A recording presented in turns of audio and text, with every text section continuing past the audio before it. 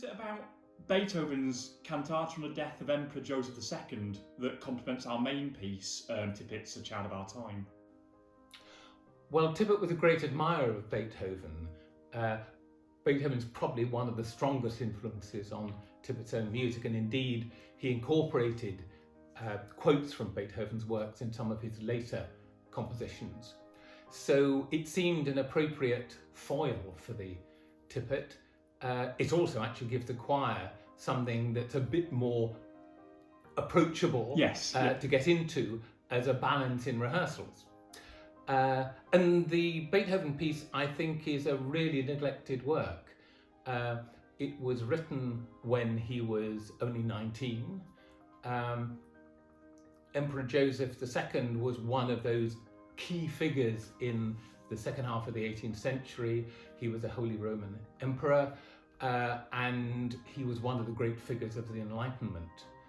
And when he died, Beethoven was approached to write a cantata for a memorial service from a literary society. The more established composers in that society weren't able to take on the commission, so Beethoven was asked, and he was given just under a month to compose the work from the Emperor's death to the supposed first performance. And in the end, while Beethoven completed the task, it was never actually performed, partly perhaps because of the speed in which it had to be not only composed but rehearsed, and in the end it proved too much to be performed. It was never performed in Beethoven's lifetime. But it's a very impressive work, I think. It has a mix of different kind of styles. The opening chorus, which is repeated at the end of the work, is a very sombre piece. The word taut comes up umpteen times in it.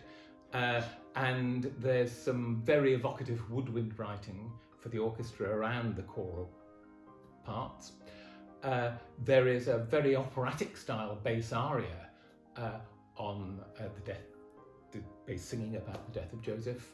And then the heart of the work is really two glorious soprano arias, one of which is based on a melody which Beethoven reused. Beethoven was a great self-borrower of his own music, and he reused this wonderful opening melody in his only surviving opera, Fidelio, and its earlier version, Leonora.